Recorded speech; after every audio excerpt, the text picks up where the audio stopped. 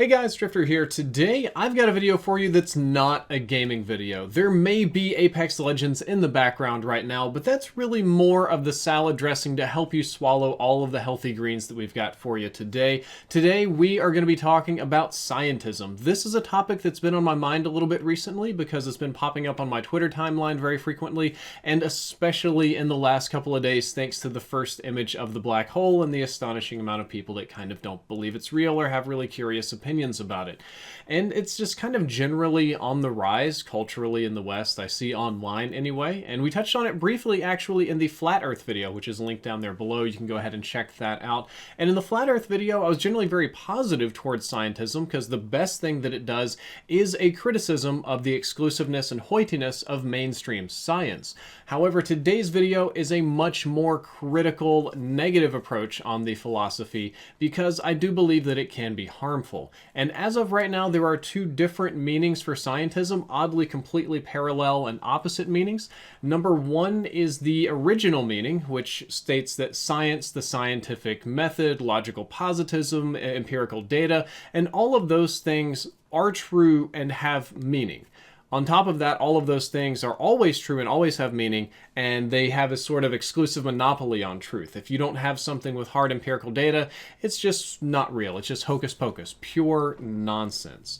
The second meaning, in the completely opposite direction, this is really what we're going to focus on today because it's kind of used as a pejorative against the main meaning of scientism, is a sort of anti-science belief that rejects a lot of traditional scientific knowledge, and it's a belief born out of the failings of scientism in social sciences. That's really the meat of it. So for now, let's start off with number one. The first one is very simply a belief that the only truth in our entire world is science, that nothing can be valued as true, not your experiences, not your beliefs, not your thought experiment.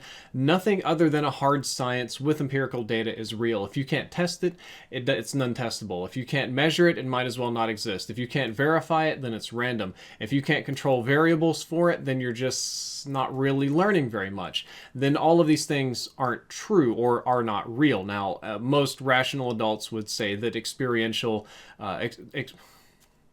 most rational adults would say that qualitative data or experiential data does have some value. And as a trained scientist, I have to pull myself back from this belief because when I hear things that go against empirical data, I immediately want to shut it down really hard. And this is a philosophical belief that overlaps with atheism really frequently. Because if you think about it, it's the same kind of idea that atheists have. It's like, oh, well, if you can't prove that God is real, then God's not real. Pretty straightforward there. And I believe that the belief is born out of the scientific method and the rigidity of our institutions.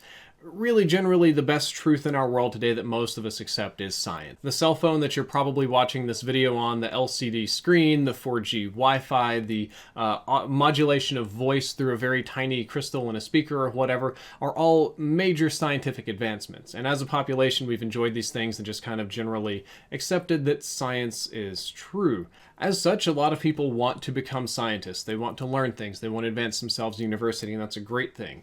But they get taught very firmly, day one, scientific method is God's law. You can't break it. There's nothing better, nothing worse. And I do think that there's nothing better than the scientific method, but it's an unquestionable, unchallengeable, lofty ideal out there in the nether realm. And because we're so well connected in the modern world, because it's easy to be challenged by millions of people at once, which I'm sure many of you are doing down there in the YouTube comments right now, or to have to explain things to many, many people at one time that should already know these things, we have to train ourselves to ignore claims without evidence and to shut down other challenges to our beliefs. If you're a university scientist, and let's just say you're a chemist and you're studying chemicals, and somebody comes up and says, I don't believe in chemicals, they don't exist, I can't see them, you know that you can't engage with that person. It's not worth your time. You have to look away, you have to walk away, you have to let them go. Because if you dealt with every single person like this, you'd never get anything done. You would just waste your entire life on it. Or somebody that keeps asking, well, why? And you're getting down to the level of like, well, that's how electrons work. Well, why? We don't know why they work, they just do, then you're wrong. If you spend your time on this, it'll drive you crazy. A good example of this would be like trying to explain how light works. I assume that most of you have some casual experience with light and light beams out of your car, or you might have heard of light waves. But to fully explain what light is, you have to explain waves and wavelengths, which require a fundamental understanding of some algebra, and on top of that, a lot of trigonometry. You have to learn about sine, cosine, tangent, sine waves, little modulations. You have to understand how they're perceived by the cells in your eyes. Then you have to talk about photons and quanta and cosmic radiation, red and blue shift, and light in a vacuum versus light permeating an object. Then you have to talk about the double slit experiment, where electrons can be a wave or a beam simultaneously, because that's kind of how light works. And this gets really complicated. And if you're talking to somebody that has missed any of those fundamental steps in their education, you've got a ton of work to do. So again, that's just another person that you ignore if you're a mainstream scientist. And this ultimately leads to a certain hoitiness or reductionism in a person and their beliefs and their understanding of the world. But this fails catastrophically when you throw human beings into the mix or large-scale natural experiments. Scientism, or pure empiricism, turns to garbage really, really fast because human beings have wildly unpredictable behavior, and our social sciences are constantly evolving. Our mental models and how we understand how the brain works is just changing very, very fast, and we're learning more and more new stuff. As an example, the theory of our brains and how they function and the things that we know about our own minds today is infinitely more advanced than it was just 20 years ago. And it's going to change just as much over the next 20 years. And a lot of the science that we're doing today and getting good results for and probably helping people with in some way, we'll learn that some of our fundamental assumptions about human behavior and human thought were wrong. Some of the variables that we were measuring the totally wrong thing. Some of the things that we thought we were doing right, we were doing completely wrong, and we have to start over from scratch. And the pure empiricism, the objective truth of the data says people do X, but my experience says Y, fails really, really hard in this environment. So scientism, in its original definition, the pure empirical form, is a really bad fit for social sciences. And this is going to directly lead into number 2. So the shortest version of our number 1 meaning is it's sort of a snooty scientist that thinks that they know everything, and then if you can't measure it, it's not real. But when they start failing, it ultimately leads to some sort of kind of an anti-science belief. Not just social sciences, but pure empiricism and logical flow thought can fail in other areas too. I don't have time to cover all of them in today's video. We're going to be here for like 6 hours. And anytime an empirical scientific study fails, anytime it has to have a massive rework or something goes wrong, it plants seeds of doubt into the mind of the general population and makes the overall field of science appear to be untrustworthy. And ultimately, after many iterations of this, it morphs into a sort of anti-science belief that can be best summed up by, but bruh, how do you like really know anything, man? Just, this is silly and it's like stoner logic, but it's kind of a hard question. How do you really know anything? What is a thought? What really is a fact? And you'll say, well, there's some certain hard topics we know about, like flat versus round Earth. But have you really gone to the edge of space and seen the whole thing for yourself? You've really just looked at the whole thing for yourself. Or magnets, you might understand a little bit about the theory behind them and the math and the cute pictures with the waves, but when you hold them in your hands, they're really alien devices that act strange and that you can't see or really get a good mental grasp on the forces that are interacting, and it's just kind of weird. Or the existence of a giant squid. I chose that cryptid over many other a lot viable ones, but a giant squid is an extremely rare animal. Very few have ever been filmed on camera, but did you actually see it yourself? Have you seen them in a museum, living, live, breathing? Have you touched one? How do you know the videos were real?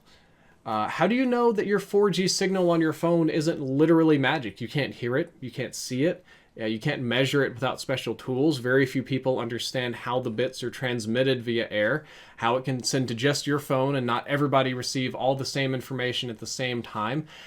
or vaccines? Do you have in your head a complete and total understanding of every single component in a vaccine and every single one of the intricately complex biological processes that's required to make that vaccine work? And just to be clear, we do understand how vaccines and the flat earth and 4G and all this other stuff works. It's not magic. We've had very smart people write mountains of books that explain it all. But the point of it is that the vast majority of people don't know these topics in and out like that. It's very difficult to wrap your head around these very abstract things that science has come up with. And this leads to questioning any observation, any invention, any change that goes against your sort of natural perceived logic. Anything that's a little bit more abstract, nah, it's not real. And they'll say, well, it's real, I can prove it. How can you prove it's real? Can you see it? Can you test it? Can you touch it? Can you explain it through and through perfectly? And it's like, well, no, it's maybe not. And this will eventually continue and turn into, well, if you want to test it, how do you know you're testing it right? You're testing it with the scientific method invented by scientists, and you're using their math and their numbers. Do you really know what a cosine is, what it does, why you should be using it? Does it really work every time, or is just every example you've been given is the time that it works? How do you know that your calculator can't lie to you? How do you know your calculator how do you even know how your calculator works? Do you know the specific heat of water? Have you tested it yourself in all circumstances? Do you understand the science behind it? Of course not. Nobody knows all of these things or can know all things, which is going back to number one, when a good empirical scientist steps out of his field, like in social sciences, things can go tits up pretty fast. At the end of the day, you have to rely on the works of others, and you have to choose some people to trust and some people to not trust, and accept general theories and move on, because quite simply they produce results.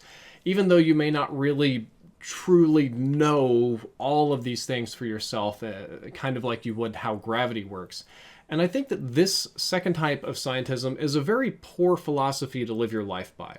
It generally rejects mainstream science in favor of any observation or any theory being equally valid, since if you can't really know anything, if you can't truly learn anything, and you can't really create a new fact, then everything's all the same.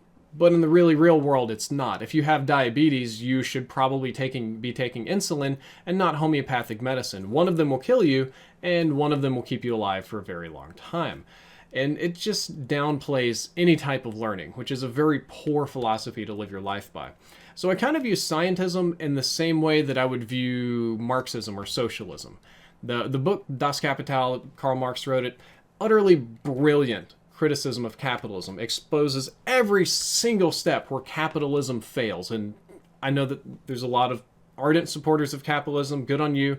Capitalism works most of the time, but sometimes it doesn't.